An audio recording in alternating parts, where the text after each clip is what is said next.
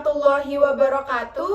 Perkenalkan, nama saya Dea Putri Veranda dan ini teman saya. Perkenalkan, nama saya Adelia Ramadhani. Di sini kami akan mempresentasikan hasil diskusi kelompok kami yang berjudul Transformasi Tata Kelola Agraria di Indonesia dan Filipina, Analisis Permasalahan Konflik dan Arah Kebijakan dalam Perspektif Green Economy. Yang pertama adalah latar belakang. Permasalahan agraria merupakan isu struktural yang terus muncul dalam proses pembangunan di Indonesia dan Filipina. Kedua negara memiliki ketergantungan tinggi terhadap sumber daya alam berbasis lahan, namun pengelolaannya seringkali menimbulkan ketimpangan penguasaan tanah, tumpang tindih perizinan, serta konflik sosial antara masyarakat lokal, korporasi, dan negara. Pola pembangunan yang berorientasi pada eksploitasi sumber daya memperburuk kondisi tersebut dan menghambat tercapainya keadilan agraria. Selanjutnya, konteks permasalahan agraria. Di Indonesia, permasalahan agraria tidak terlepas dari sejarah kolonialisme dan dualisme hukum agraria yang hingga kini masih menimbulkan konflik kewenangan antar sektor. Sementara itu, Filipina menghadapi persoalan dominasi tuan tanah besar yang menghambat redistribusi tanah kepada petani. Kondisi ini menunjukkan bahwa permasalahan agraria bukan hanya persoalan teknis hukum, melainkan juga persoalan politik dan struktur kekuasaan. Yang selanjutnya ada green economy sebagai pendekatan. Green economy hadir sebagai paradigma pembangunan yang menekankan keseimbangan antara pertumbuhan ekonomi, keadilan sosial, dan keberlanjutan lingkungan. Dalam konteks agraria, konsep ini mendorong pengolahan lahan yang adil berkelanjutan, serta melibatkan masyarakat sebagai aktor utama. Namun, penerapan green economy tidak dapat dilepaskan dari penyelesaian konflik agraria dan kepastian hak atas tanah. Selanjutnya, tujuan penelitian. Penelitian ini bertujuan untuk menganalisis permasalahan dan konflik agraria di Indonesia dan Filipina secara komparatif. Selain itu, penelitian ini juga mengaji bagaimana kebijakan reforma agraria di kedua negara dihubungkan dengan prinsip-prinsip green economy. Tujuan akhirnya adalah merumuskan arah kebijakan agraria yang lebih inklusif, adil, dan berkelanjutan. Selanjutnya adalah landasan teori agraria. Kajian agraria modern memandang tanah sebagai area pertarungan kekuasaan antar negara, korporasi, dan masyarakat.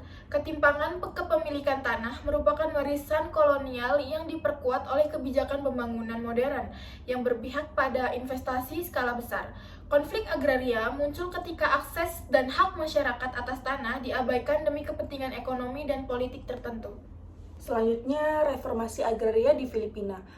Filipina melaksanakan reformasi agraria melalui Comprehensive Agrarian Reform program yang bertujuan mendistribusikan kembali lahan pertanian kepada petani penggarap.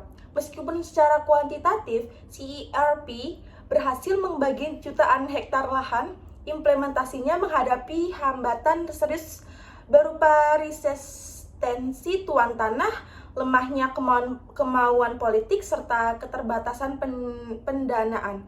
Namun demikian, Filipina relatif lebih maju dalam pengakuan hak masyarakat adat melalui Indigenous Peoples' Rights Act. Selanjutnya ada reformasi agraria di Indonesia. Indonesia mengimplementasikan reforma agraria melalui redistribusi tanah dan program perhutanan sosial. Namun, pelaksanaannya sering terkendala oleh dualisme hukum antara agraria dan kehutanan, serta tumpang tindih perizinan.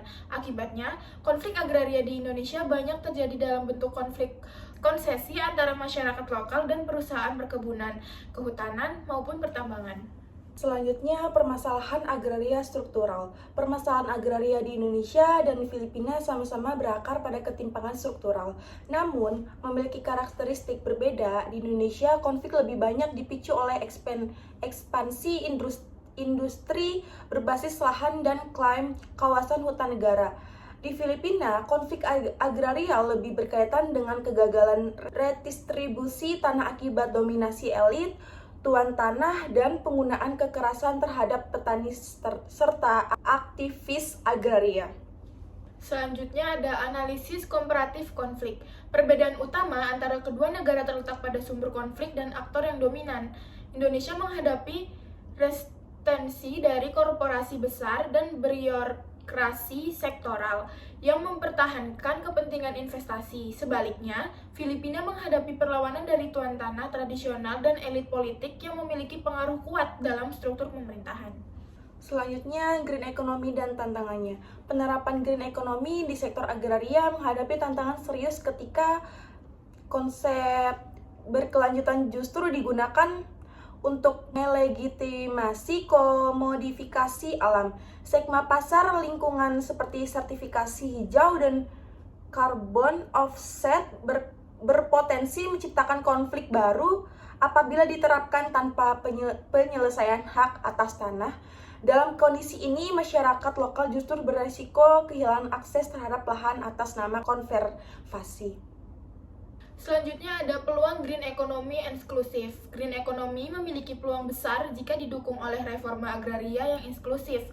Kepastian hak atas tanah mendorong petani dan masyarakat adat untuk menerapkan praktik pengelolaan lahan yang berkelanjutan seperti agroforestry.